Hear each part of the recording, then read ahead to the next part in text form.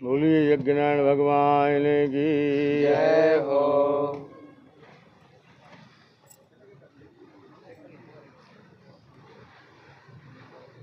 बोलो कुरुक्षेत्र धाम की जय हो। योग संयोग सुयोग से 1008 कुंडी महायज्ञ 102वां इसलिए कि हमारा संकल्प 108 महायज्ञ का भारत के सभी प्रदेशों में है, जिसमें कई प्रदेश कर चुके। अब ये 102 का नंबर है। पर्यावरण को देखते हुए हर बार जब भी मीडिया आई तो एक ही बात बोला कि पर्यावरण शुद्ध करने की आवश्यकता है। यदि पर्यावरण नहीं शुद्ध करेंगे तो निश्चित रूप से अकाल महामारी, प्रलय, महाप्रलय का खतरा मंडराता रहेगा। जैसा कि हम बोलते भी रहते हैं कि हमारे देश के पीएम माननीय नरेंद्र मोदी जी अपने मन की बात में भी बोल चुके कि पर्यावरण शुद्धि के लिए अगर कहीं यज्ञ हवन हो रहा है तो सभी लोग जाकर के आहुति डालें। किसी वर्ग विशेष को नहीं कहा सभी लोग जाके आहुति डालें, क्योंकि पर्यावरण को शुद्ध करने का और तरीका कोई मिल नहीं रहा है। यही एक सर्वोत्तम सरल उपाय है पर्यावरण को शुद्ध करने का। पर्यावरण नहीं शुद्ध किया गया तो आप स्वयं सोचें कि दिनों दिन व्यक्ति की आयु कम होती जा रही है। कभी लोग 100 वर्ष जीते थे, आज 65 औसत आयु भारतीयों की बता दी गई, इंडियन की बताई गई। और टेम्परेचर को आप देख रहे हैं, ग्लेशियर्स फट रहे हैं ठंडी के महीने में। ये सब प्रकृति के लक्षण हैं। कृष्ण की भूमि, गीता की भूमि 1008 कुंडी महायज्ञ के लिए इसलिए चुना कि इसके माध्यम से पूरे विश्व को संदेश गया हुआ है। उसी गीता ज्ञान में कर्म यज्ञ है। इच्छा हुई कि पर्यावरण को कैसे शुद्ध किया जाए, तो यही एक तरीका मिला।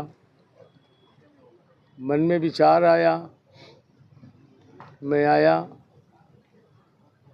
मैं आपके मुख्यमंत्री, वर्तमान मुख्यमंत्री, उनसे मिला, उनको निमंत्रण दिया और स्थानीय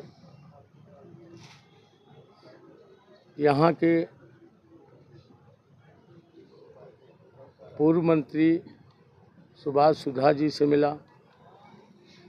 उन्होंने भी आश्वासन दिया। आश्वासन ही नहीं दिया बल्कि उनके ही सुपुत्र साहिल सुधा इसी 1008 कुंडीय महायज्ञ के कुंभ के मुख्य यजमान नियुक्त हुए और वो मुख्य यजमान के रूप में प्रतिदिन अपनी भूमिका निभा रहे हैं। बहुत अच्छे तरीके से यज्ञ चल रहा है, अच्छे लक्षण हैं। 1008 कुंडीय महायज्ञ जो किया, घर घर यज्ञ हर घर यज्ञ, घर घर यज्ञ हर घर यज्ञ इसलिए आवश्यक है कि सभी लोग हवन यज्ञ करें। हम मंत्री जी से भी और बाकी सभी सफाई कर्मचारियों से भी विशेष अपील करते हैं कि सभी वर्ग के लोग और विशेष रूप से हमारे जो सफाई कर्मचारी हैं वो भी आकर के आहुति डालें, क्योंकि यज्ञ से तो ऊपर का प्रदूषण साफ होता है और नीचे का प्रदूषण यही सफाई कर्मचारी साफ करते हैं। इसलिए ज़रूरत है सभी लोगों को हवन यज्ञ करने की सभी अपने अपने घरों पर हवन यज्ञ करें, तभी वातावरण शुद्ध होगा, तभी आप सुरक्षित होंगे, तभी आपके बच्चे सुरक्षित होंगे। हम जितनी बात कह रहे हैं, अगर इसमें कहीं मीडिया को या किसी को लगे तो वो हमको बताए कि आप इस ढंग से पर्यावरण को शुद्ध कर सकते हैं, तो कल से हम वह कार्य शुरू करेंगे। लेकिन मुझे लगता नहीं कि और कोई सर्वोत्तम सरल उपाय है। सबसे सरल उपाय यही है। बीच बीच में लोग वृक्षारोपण की बात करते रहे, पौधों की बात करते रहे कि वृक्ष लगा करके हम पर्यावरण को शुद्ध करेंगे। आपकी आबादी 33 करोड़ थी, उसके बाद हाथ के पंखे से ही लोग काम चला लेते थे। फिर आबादी बढ़ गई, गर्मी बढ़ गई, पंखे का आविष्कार हो गया। फिर आबादी बढ़ी, गर्मी बढ़ी, कूलर का आविष्कार हो गया। फिर आबादी बढ़ी, गर्मी बढ़ी, एसी का आविष्कार हो गया। अब फिर आबादी बढ़ गई और टेम्परेचर बढ़ गया, तापमान बढ़ रहा है। अब क्या आविष्कार करेंगे आप? पिछले साल यही मीडिया टेम्परेचर 51 दिल्ली का पहुंच चुका था। मीडिया को बोलना पड़ा, उसमें से 200 मरे हों कि 150 मरे हों कि 10 मरे हों, जो भी हों उसको जांच लें। लेकिन मीडिया के पास भी कोई बहाना नहीं मिला, किसी बीमारी का नाम नहीं मिला। उनको अंत में बोलना पड़ा कि गर्मी की वजह से ये मर गए। ये मैंने देखा। अगर इस प्रकृति को संतुलित नहीं किया गया तो आप सभी बुद्धिजीवी हैं, सोचिए। मछलियों का, जानवरों का तमिलनाडु से वीडियो आई, वो सब जो समुद्र से कभी नहीं निकलते, वो निकल निकल के बाहर मर रहे हैं। ठंडी के महीने में ग्लेशियर्स फट रहे हैं। प्रकृति के तापमान को आप स्वयं, आपकी मीडिया बोल रही है इस बार संभावित टेम्परेचर जो है, तापमान 52 डिग्री तक पहुंच सकता है। अब 52 डिग्री पहुंचेगा कि 55 डिग्री पहुंचेगा कि 57 डिग्री पहुंचेगा, ये तो प्रकृति के हाथ में है। यदि प्रकृति को संतुलित करके समयानुसार जलवृष्टि नहीं कराई गई, समयानुसार जलवृष्टि नहीं हुई, पृथ्वी का ताप बढ़ा तो ग्लेशियर्स फटने तय हैं और जल प्रलय कोई रोक नहीं सकता। कोरोना से तो आप बच गए, कोरोना में अस्पतालें तो खुली थीं, लेकिन अगर जल प्रलय हुआ तो अस्पताल भी उसी चपेटे में होगी, डॉक्टर भी उसी में होंगे, कोई इलाज करने वाला नहीं होगा। यह एक सत्य है। हमारे भाव को समझते हुए, चाहे आपके वर्तमान के मुख्यमंत्री हों, चाहे हमारे स्थानीय पूर्व मंत्री सुभाष जी हों, इन लोगों ने भाव को समझा। वर्तमान अभी तक प्रदेश अध्यक्ष मोहनलाल बड़ौली जी हैं, उन्होंने भी समझा, वो भी आए। और एक दो लोग आए, उन्होंने समझा और आश्वासन दिया, और ये साथ में वो कार्य कर रहे हैं। प्रकृति को अगर संतुलित करने का कार्य सभी वर्ग का है, ना कि मेरा है ना ही इनका है, वो आप सबका भी है। आप सब मिल करके सभी लोग प्रकृति के संतुलन को बनाएं, तभी आपके बच्चे सुरक्षित रह सकते हैं। सभी साधु संतों से, समाज के सभी वर्गों से विशेष अपील है कि यहाँ पहुँचें हवन यज्ञ में। जो यहाँ नहीं आ सकते वो यज्ञपुत्रा चैनल सब्सक्राइब करें। यज्ञपुत्रा पर प्रतिदिन लाइव किया जाता है, और भी एक दो चैनल्स हैं उनमें लाइव किया जाता है, बाकी का नाम नहीं मालूम है कौन कौन से लगे हैं। यज्ञपुत्रा चैनल सब्सक्राइब किया जाता है। अपने अपने घरों पर हवन करें।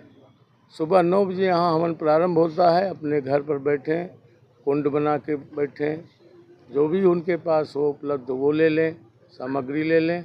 और जब इधर स्वाहाकार चलता है तो अपने अपने घरों पर नहा धो करके वो भी साथ बैठकर स्वाहाकार कर सकते हैं, और ऐसा कर भी रहे हैं लोग। अभी हमको सूचना मिली कि कम से कम 13-14 प्रदेशों में सब अपने अपने घरों में, जो यहाँ नहीं पहुँच पा रहे हैं, सब अपने अपने घरों में ठीक 9 बजे बैठते हैं और अपना हवन यज्ञ कर रहे हैं। अर्थात 1008 कुंड आपका यहीं नहीं चल रहा है, बल्कि इसके सहारे पूरे भारत में कम से कम 20-30 हज़ार कुंड चलने शुरू हो गए हैं। और मैं समझता हूँ कि 17 सितंबर को हम यज्ञ दिवस मनाते हैं और आज से नहीं मना रहे, उसको 2 साल पहले से मना रहे हैं। पहले 10-20 हज़ार कुंड पूरे प्रदेशों में जलवाए, उसके बाद फिर 40-50 हज़ार कुंड तक गए। इस बार टारगेट है कम से कम 1 लाख कुंड जलवाने में सफल हो जाएंगे। अगर 1 लाख कुंड पूरे भारत में जलवा लिए तो कम से कम कुछ तो वातावरण शुद्ध होगा, कुछ न कुछ तो शुद्ध होगा। अगर थोड़ा भी वातावरण शुद्ध हुआ तो जो अकाल महामारी 2 साल में आनी होगी वो 2-4 साल पीछे तो जाएगी। और मैं सभी साधु संतों से अपील करता हूँ कि सभी समाज को प्रेरित करें, स्वयं अपने अपने आश्रमों में सत्संग कथा ठीक है, बिल्कुल करना चाहिए, क्योंकि ज्ञान होगा तभी कर्म होगा। जैसे गीता का ज्ञान है उसी ज्ञान में कर्म यज्ञ है, लेकिन कर्म करने की ज़रूरत है। योग करने से शरीर निरोग रहता है, पढ़ने से नहीं रहता, करने से रहता है। इसलिए इस कर्म यज्ञ में सभी लोग सम्मिलित होकर के उपस्थिति दे करके यज्ञ का भाग लें और समाज को प्रेरित करें। ये मेरी विशेष सबसे अपील है। समाज का कार्य है, सभी साधु संत परमार्थ भाव से इसमें सम्मिलित हों, उपस्थित हों, सम्मान लें और समाज को प्रेरित करें। महाराज जी, ये तो इतना बड़ा आयोजन है, एक रिसर्च का विषय भी है। तो बिल्कुल रिसर्च का विषय है। अब पीछे हम 501 कुंड यज्ञ किए थे तो उसमें कराया भी था, और तमाम वैज्ञानिक हैं, टेले हैं, ये हैं, तमाम वैज्ञानिक अमेरिकी तो हवन की राख खा रहे हैं। अमेरिका के लोग हवन की राख खा रहे हैं, उसकी पेपर कटिंग अभी भी मेरे पास पड़ी होगी। तो ये तो जांच करा लें इसका। और फिर एक बात, हमारा अगर प्रधानमंत्री बोला है तो बिना जांच के बोला है, कुछ तो अनुभव होगा तभी तो बोला है। और वैसे भी जांच करा लें। जो साइंस कह रहा है, बहुत पहले से चिल्ला रहा है कि वातावरण इससे शुद्ध होता है, तो बार बार जांच कराते रहिए। आप जांच चाहे जितनी कराइए। हम तो कह रहे हैं कि सरकार लगाए। अब केवल हम कहाँ तक क्या कार्य करें। हम मंत्री जी से कहे, हम मंत्री जी से बोले यज्ञ करना है, मंत्री जी ने कहा ठीक है। कलश यात्रा निकालनी है, आपकी धर्मपत्नी उमा सुधा, मैं यहाँ था भी नहीं, वो बेचारी आ करके मीडिया में अपना वो इंटरव्यू भी देती है और कहती है कि 5100 कलश जरूर उठवाएंगे। और मेरे ख्याल से 5100 से कम नहीं रहा होगा, ज़्यादा हो सकता है। कलश यात्रा बहुत अच्छी थी, दिव्य थी, तो अच्छा कलश यात्रा। अब जितना हो सकता है ये लोग अपना कार्य कर रहे हैं, और जितना हो सकता है हम आपसे बोल रहे हैं। आप भी अपनी तरफ से उसको हमारा कार्य नहीं, अपना विषय मान करके करें इसको। सभी अपना विषय माने, इसको लाएं, इंस्ट्रूमेंट लाएं, अपना लगाएं। जैसे आप मीडिया में ज़्यादा से ज़्यादा प्रचार करने की कोशिश कर रहे हैं, आप सब भी अधिक से अधिक प्रयास कर रहे हैं, तो कुछ समझा होगा आपने कि बात ठीक है। बाकी जीवन में ये मेरा प्रोफेशन है, लेकिन ये कार्य ऐसा है जो समाज के कल्याण के लिए और मानव रक्षा के लिए किया जा रहा है। तो आपके समझ में आई तभी तो आप भी इसमें इच्छुक हुए। ठीक उसी तरह सभी लोग अपना विषय मान करके इस कार्य को करें। और मंत्री जी हमारे बगल में बैठे हैं, हम चाहेंगे कि मंत्री जी ये भी कार्य करवाने की कोशिश करें कि अपना जो है कोई आए जांच वाँच कर ले, वातावरण शुद्ध होता है कि नहीं होता, और अच्छी बात है।